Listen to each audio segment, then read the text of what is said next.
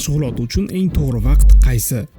Ertalab mashq qilsam foydalimi yoki kechqurunmi? Bu eng ko'p beriladigan savol. Aslida muhimi vaqt emas, intizom. Siz bilgan o'sha disiplina, ammo har bir soatning o'z afzalligi bor. Ertalabki mashg'ulotdan keyin organizm serotonin va endorfin ishlab chiqaradi, kayfiyat ko'tariladi, metabolizmni tezlashtiradi. Erta tongda shug'ullanish yog' yo'qolishini tezlashtiradi. Kun davomida ko'proq kaloriya yo'qotasiz. Bo'sh zal, tinch muhit. Ertalab ko'pchilik uyquda bo'lgani sabab zal odamga to'lmagan bo'ladi. Kechki mashg'ulot o'tkazishda mushaklar qizigan, bo'g'imlar moslashgan bo'ladi. Bu esa og'irroq vazn ko'tarishga va mushak massasini tezroq oshirishga yordam beradi. Kun davomida yig'ilgan charchoq va stress sport orqali chiqib ketadi. Mashg'ulotdan keyin organizm oqsil va foydali taomni yaxshi qabul qiladi. Mushaklar tez tiklanadi. Agar uxlashdan 2-3 soat oldin mashq qilsangiz, organizm toliqib uyqu chuqurroq bo'ladi. Shunchaki bir vaqtni tanlang va unga sodiq qoling. Organizm bir ritmni his qilsa, o'sish barqaror bo'ladi. Agar mashg'ulot uchun aniq vaqtni reja qila olmasangiz, bu normal holat. Ba'zilar ertalab uyg'ona olmaydi, boshqalar kechqurun charchab qoladi. Shu kabi holatlar uchun bitsa sport ozuqasi ideal yechim. Kun davomida charchoqni kamaytiradi, mushaklarni energiya bilan ta'minlaydi. Mashg'ulot bo'lmagan kunlarda ham mushaklarni himoya qiladi,